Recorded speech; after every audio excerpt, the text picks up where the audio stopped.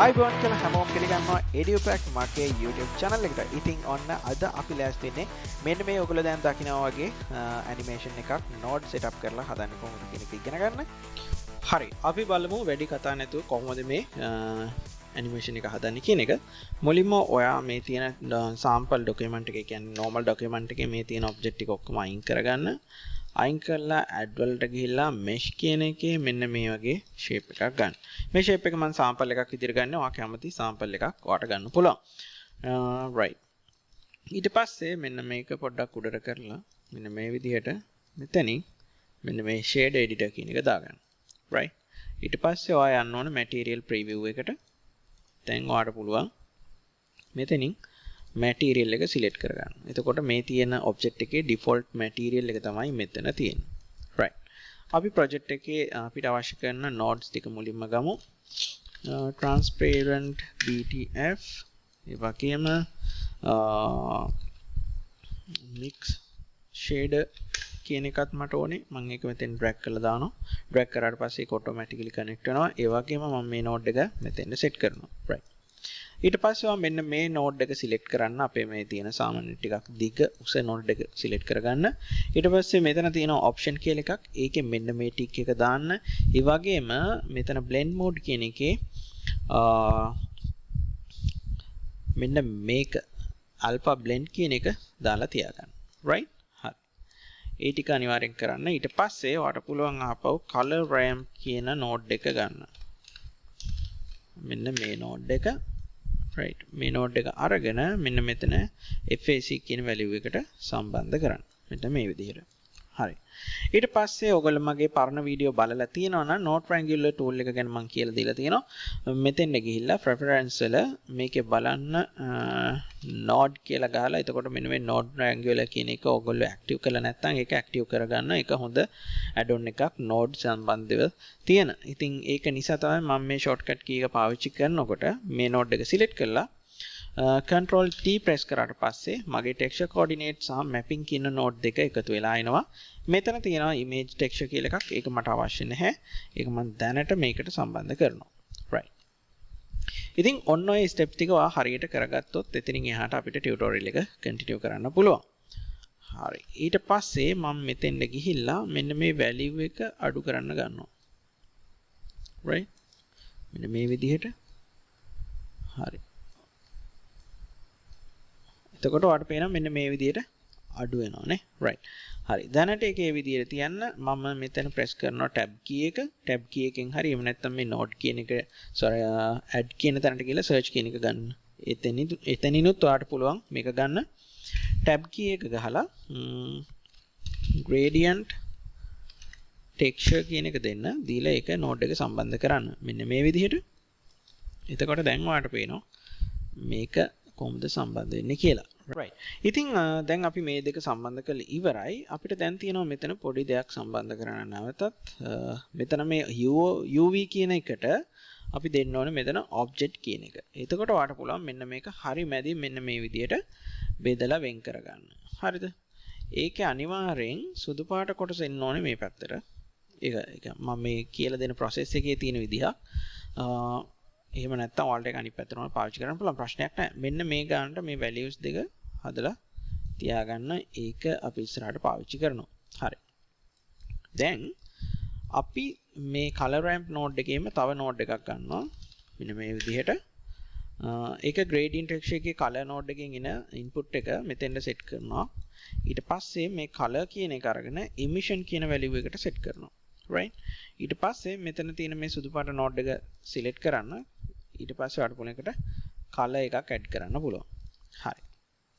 ඒක ඒ විදිහට තියලා ඔයයන් මෙතන තියෙන rendering settings එකේ ambient occlusion bloom කියන දෙක on කරන්න. on කළා මේක පොඩ්ඩක් zoom කරලා අපිට පුළුවන් මෙන්න මෙතනින් මේකේ color එක change කරගන්න. right. හරි. මෙතන තියෙනවා emission strength කියලා එකක්. ඒක පොඩ්ඩක් වැඩි කරලා තියාගන්න. මෙන්න මේ විදිහට. right. දැන් අපි බලමු මෙන්න මේ විදිහට අපේ values දෙක හදාගෙන අපිට අවශ්‍ය කරන ප්‍රමාණයට මේක හදාගන්න පුළුවන්. හරි. මම මේ ගාන තියනවා මට ඒ ගන්න ඇති නිසා දැන් අපිට තියෙනවා තව පොඩි වැඩක් කරන්න. ඊට පස්සේ ඔයා යන්න මෙතෙන්ද ඊට පස්සේ ගන්න noise texture කියන එක. noise texture ඒක මෙතෙන්ද දාන්න. දාලා ඉවර වෙලා අපිට අවශ්‍ය කරනවා මේ mix RGB mix කියන එක. mix RGB කියන value එක මෙන්න මේ විදිහට. ඊට පස්සේ අපි ඒක මෙතෙන්ද දෙනවා. දීලා මම මේ object කියන එකේ value එක ආයෙත් මේ color 2 කියන එකට දෙනවා. එතකොට ඔයගොල්ලන්ට මෙන්න මේ වගේ effect එකක් එයි. හරිද? right.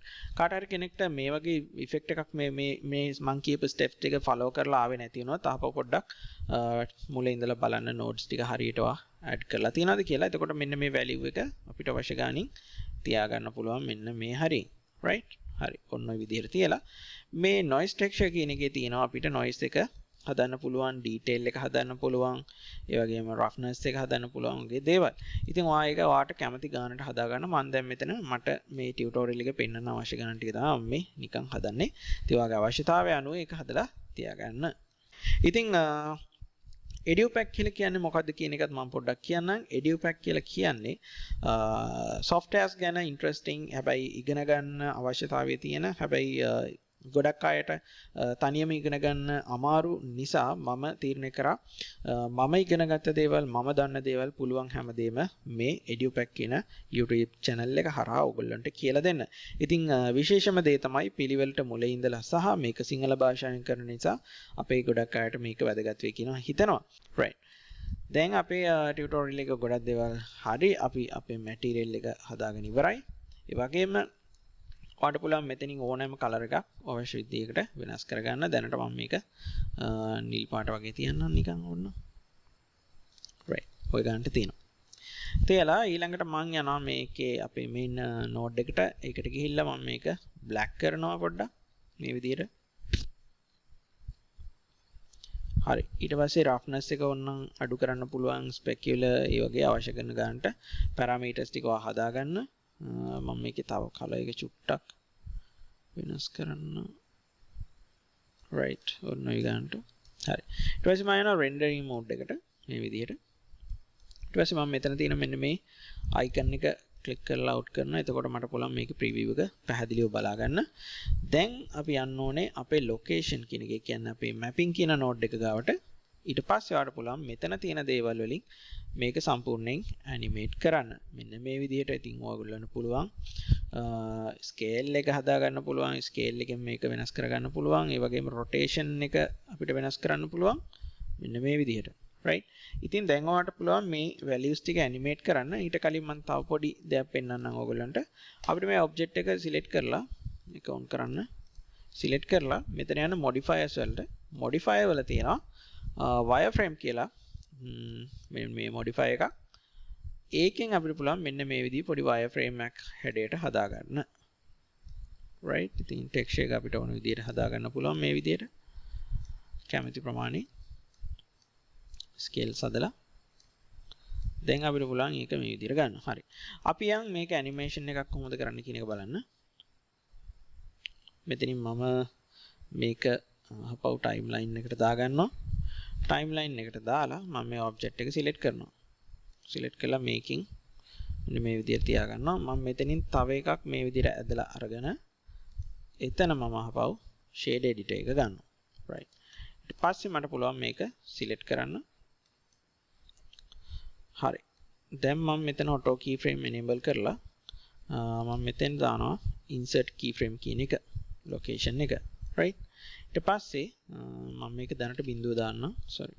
මේ විදිහට අයින් කරලා තියන්න. තියලා මම යනවා 100ට. ගිහිල්ලා මම මේක මේ විදිහට දානවා. හරි. දැන් ඕගොල්ලන්ට පේනවා මේ effect එක කොහොමද වැඩ කරන්නේ කියලා. මේ තියෙන්නේ අපි හදාගත්ත effect එක. right. ඉතින් ඕගොල්ලන්ට මෙතන මේ modify එක අයින් කරාට පස්සේ සම්පූර්ණ solid view එක බලා ගන්නත් පුළුවන්. right.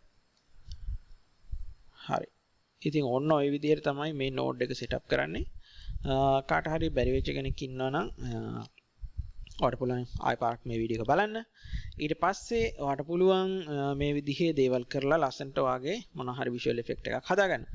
ඉතින් මේ වීඩියෝ එක බලන ඔයා මගේ channel එක subscribe කරලා නැත්නම් ඔයා කැමති නම් මේ වීඩියෝස් වලට දිගටම ඉගෙන ගන්න අනිවාර්යයෙන් වීඩියෝ එක like කරලා subscribe කරලා තියාගන්න. එතකොට මේ වගේ අලුතෙන් දාන වීඩියෝස් ඔයාලට ඉක්මනින්ම බලන්න පුළුවන්. මගේ ටියුටෝරියල් මම සිංහලෙන් කරන්නේ සිංහලෙන් බේසික් ටික හරි ගොඩක් කෙනෙක්ට ඉගෙන ගන්න පුළුවන් වුණොත් එයාට ඉස්සරහට යන්න උදව්වක් වෙන විදිහට. ඉතින් දැනටමත් මගේ channel එකේ මේ flash ගැන flash animation කරන හැටි coding කරන හැටි tutorial playlist එකක් තියෙනවා. ඒ වගේම ඔයා කැමති නම් interesting එකක් තියෙනවා නම් mobile app develop කරන්න ඒකටත් මම videos 10ක playlist එකක් හදලා වෙනම video series එකක් කරලා තියෙනවා. ඉතින් ඉස්සරහට තව ගොඩක් දේවල් ගැන video list එකක් හදන්න හිතාගෙන ඉන්නවා. විශේෂයෙන්ම blender ගැන අපි කොහොමද කරනවා. ඒ වගේම ඉස්සරහට Unreal, After Effects, Premiere Pro වගේ normal video editing softwares ගැන ඒ වගේ දේවල් ගැන කතා කරන්න ඉන්නවා. ඉතින් ඒක නිසා ඔයා මගේ channel එක subscribe කරලා තියාගත්තොත් ඔයාට මේ videos ගැන ඉක්මනින්ම දැනගන්න පුළුවන්. ඒ වගේම මම ඕගොල්ලන්ට special mentorship එකක් request කරන්න අවශ්‍ය කරන forum එක මේ දවස්වල develop කරගෙන යනවා. ඉතින් ඉස්සරහට EduPack website එක ඔයගොල්ලන්ට බලන්න පුළුවන්. මේකේ ඔයගොල්ලන්ට plugins, resources වගේ දේවල් උත් ඉස්සරහට එනවා. ඒක නිසා මාව connect කරලා තියාගන්න. මගේ Facebook එකේ මාව follow කරලා හරි friend කෙනෙක් විදිහට comment තියාගන්න. එතකොට ඔයගොල්ලන්ට මම දාන post හරහා මේ දේවල් ගැන ඉක්මනට දැනගන්න පුළුවන්. එහෙමනම් හැමෝටම බොහොම ස්තුතියි මගේ වීඩියෝ එක බලන්න ආවට. ආයෙත් අපි මේ වගේ ටියුටෝරියල් එකකින් හම්බෙමු. හැමෝටම සුබ දවසක්.